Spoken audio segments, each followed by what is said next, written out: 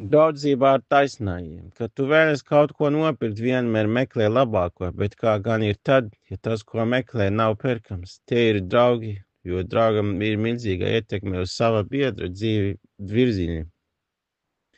Pravietis sallallahu alaihi wasallam miers un svētība, lai ir ar viņu, teica, cilvēks ir sava drauga reliģija, lai tad kāds no jums paskatās, ar ko viņš draudzējās.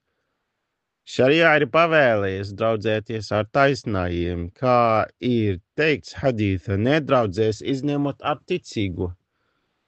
No draudzībā ar taisniem vienmēr būs labums, kāds padoms, ieteikums vai noderīga zināšana. Taisn draugs ir kā smaržnesējs.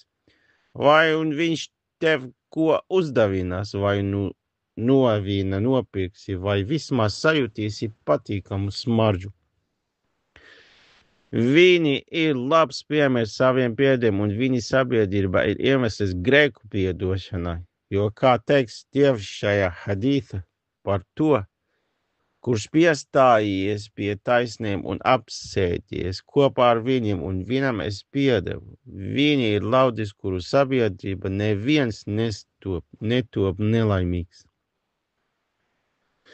Draudzība ar viņiem iemesls Allaha mīlestība, jo Dievs teica, mana mīlestība pienākas tiem, kas mīl viens otru manis dēļ, kas sēž kopā manis dēļ. Un pravietis miers un svētība, lai ir ar viņu, teica, vai lai es jums nepastāstu par ko labākiem jūsu vidū, tie, kurus redzēt, tiek pieminēt Allah. Un aizsauli taisnie aizlūgs par saviem biedriem, sakot, mūsu kungs, mūsu brāļi, lūdza kopā ar mums, gavēja ar mums, veica haģ kopā ar mums, bet tie ir iemesti elle.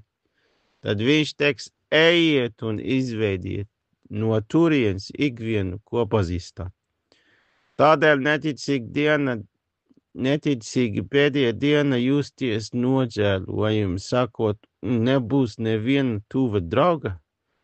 Kā tāda teica pie Dieva, viņi saprot, ka, ja draugs ir taisnīgs, tas nāks par labu, tāpēc turi viņu sabiedrību, jo tā ir glābšanas tiesas diena. Kā Dievs teica, tajā dienā draugi būs citam ienaidi, izņemot dievbijīgos, un viņš teica, mani kalbi šodien jums nebūs bailu un jūs neskumsiet.